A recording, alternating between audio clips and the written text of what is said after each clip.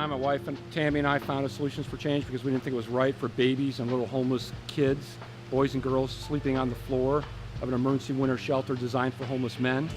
And one night, this little girl by the name of Jessica, she walked up to me. My family's helping out at the shelter, my 2 boys and my wife, and she walks up and she pulls on my sleeve and she looks up at me and she says, "Hey, mister, do you live here too?" And I'm like, and I'm an old Marine, man, I'm fighting back tears, and I get down on one knee and I look at her and I said, "You know what, sweetheart, I don't live in this shelter, but I'm gonna make you a promise. I'm gonna do everything I can to get you out of this shelter and get you back into a home."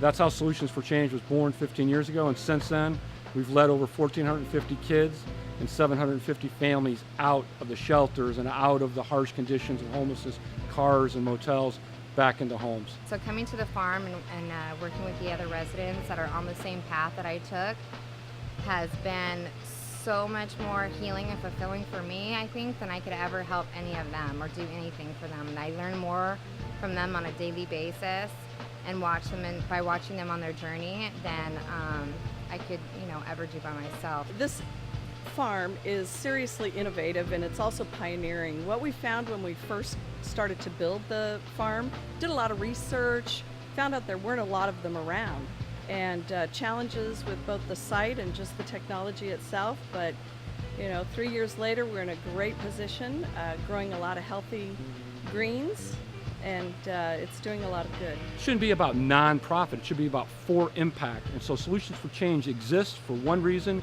and one reason only: solve this thing. What do I mean by solve? You are not going to solve something as tough as family homelessness with a bowl of soup, a shelter bed, and a hug.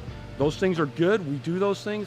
That's the first 9% or 5% of what a family needs in order to solve their homelessness long term. Going through that whole process, that allowed me to become a better parent, better mother, and my girls and I are in a stable housing, and we have never been this close before. I mean, to be able to be a role model for my 2 girls, and they can follow my example, and that's something that I've never had before, something that I never even thought I was capable of, and so that's priceless for me. Yeah. Tell you, man, I get excited about that as a social entrepreneur. I think a lot of people in Vista and throughout North County are really excited about that, what if.